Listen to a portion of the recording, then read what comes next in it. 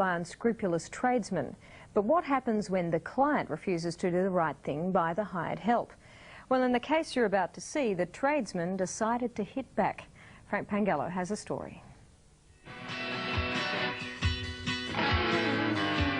I've had a gutful of these rip-off merchants, and from now on, I'm going to go in and rip out what is mine.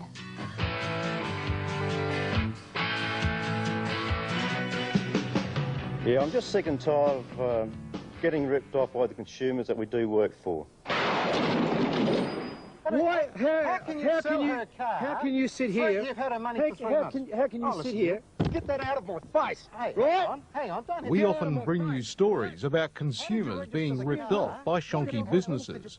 But as many struggling small businesses will tell you, it also happens a great deal in reverse. You get ripped off, and eventually you're around 22,000, if not more. You fold up. And these people have got to be made responsible. And the only way for it, I think, is us tradesmen to band together and get our gear back and let them know it can't be done.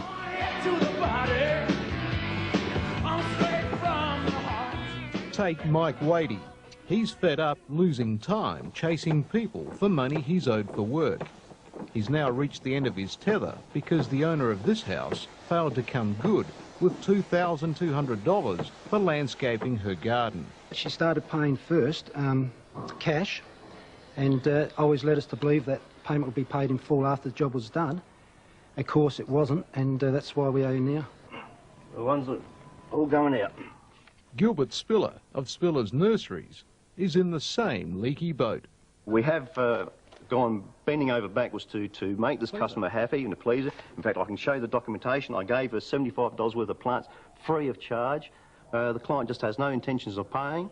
They've made it very hard for us to track it down.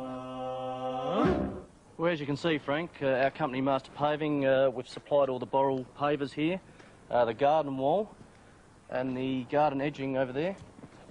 All up, how much? About $4,000 she owes us. And Steve Zacker's paving company is also getting the runaround. Michelle Clark did promise me, when I talked to her on the phone about 6 weeks ago, $4,000 cheque or thereabouts for what was owing to us. She promised she had posted it to me, and I think these lads will back me up. Yeah. And we received no payment. And I did talk to her, I think it was about 3 weeks ago, and she did admit that she lied to me.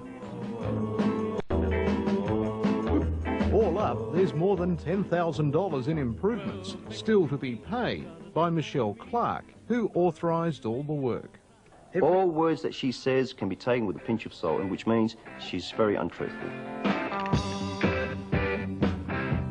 And now it's got to this. Frank, I've got no choice but to poison the lawn out, mate. I'll gladly put it back when she pays up. It's pretty drastic action, Mike. Well, look, unless we send a message out there, you know, if we do work, we intend to be paid for it. It's the fairest thing. We've been over backwards, helped them out on a lot of things. Now, what we've got to do now is start saying, hey, enough's enough. I'll poison it out. If Michelle Clark, if you'd like to pay, I'll gladly come back here and put the lawn back in, better as ever. He's also taking back the automated sprinkler system. While Grumpy Gilbert's pulling out his plants. We've tried a legal system like solicitors and debt collectors, but it just doesn't seem to be working.